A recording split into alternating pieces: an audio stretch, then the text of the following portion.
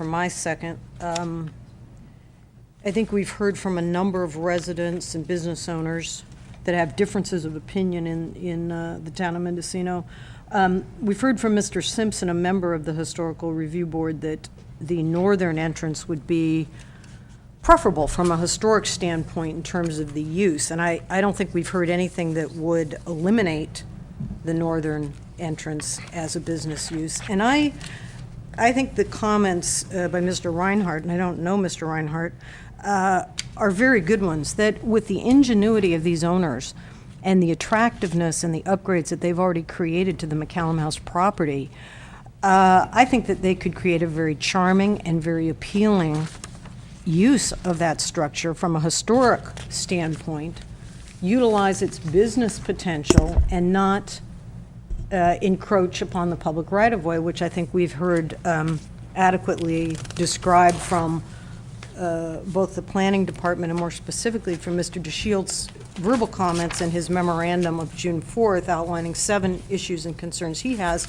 with encroachment to the right-of-way.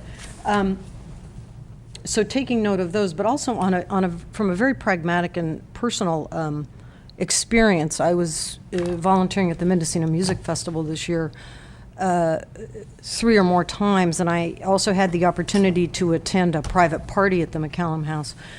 And on all of those occasions, I parked on the street here, not knowing anything about the apple shed, where it was located. I heard something about an apple shed, but I had no idea what structure was being referred to or where it was until I saw the pictures here. And it's a great spot to park during the music festival if you get there in time, and there's usually parking availability. But if you're getting there, if you don't get there early enough, you're really stuck, period, in terms of parking. And so I parked on that street. I believe I had 4 occasions to park there 4 times in a 2-week period. And it was really something navigating, just getting into a parking space. I had to dodge these concrete blocks here. There was the planter box. One time I parked in front of the concrete blocks. One time I parked in back, but you had to be very careful because there was a driveway there. I don't know who the owner of that is.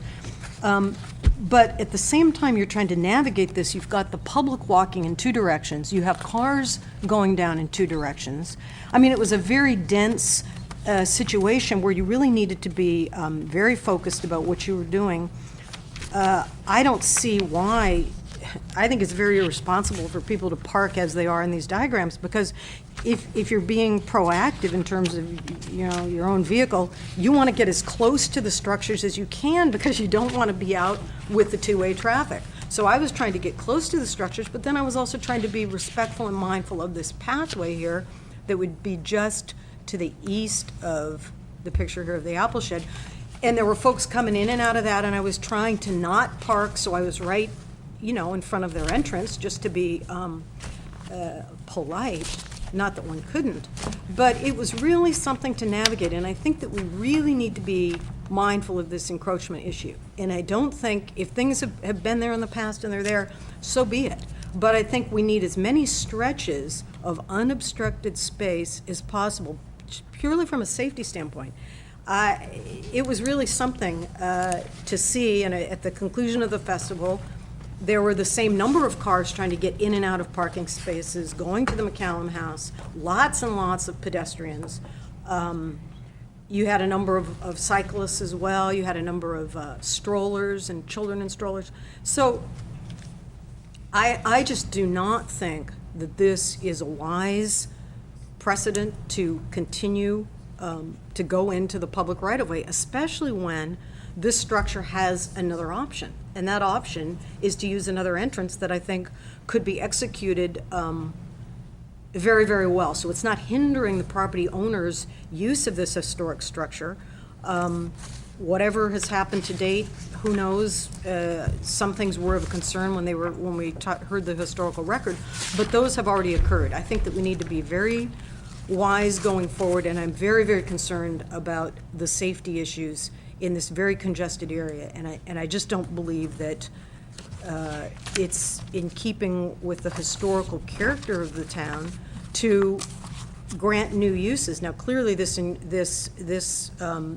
unless there can be found to be a paper trail that shows that this property owner received the right to have the encroachment, it doesn't exist. And I think the fewer businesses and property owners that are asking for these kinds of accommodations for their own particular need and use, the better that the better we'll all be for the character of the town and for the community spirit. I think it would bring a lot of goodwill to try to find another entrance and really support the